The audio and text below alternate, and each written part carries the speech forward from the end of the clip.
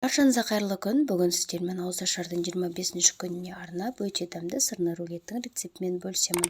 Видеоның соңына дейін қараңыздар және де YouTube арнама тіркелуді ұмытпаңыздар. Ең алдымен заттарын дайындап алдым. Ыдысқа жұмыртқа, теркадан үккіштен өткізіп міндетті түрде сырды қосамыз және үстінен майонез қосамыз. Үстіне кішкене ғана дәміне қарай тұз саламыз.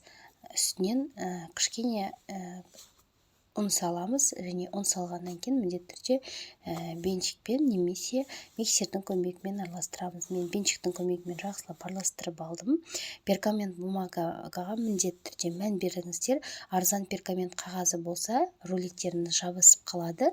Мендегі Поклан деген пергамент қағазына дайындадым. Өте әдемі әрі сапасы жақсы қағаз. Осындай қағаз қолдансаңыздар міндетті түрде рулеттеріңіз жабыспайды. Дәл осылай дайын болған қамырымызды жайып шығамыз және 180 градусқа қызып тұрған пеште 10-15 минуттай пісіріп аламыз. Дәл осылай пісуі керек.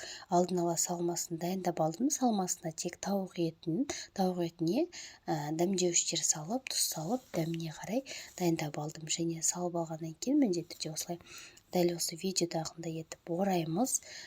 Шет жағын жақсылап орап, бір-біріне жақсылап орайтын боламыз.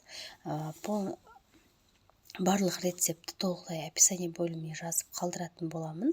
Міне дәл осыны рулетті салдым және 180 градуста пісіріп аламыз. Міне біздің рулет дайын болды. Өте дәмді әрі керемет болып шығады.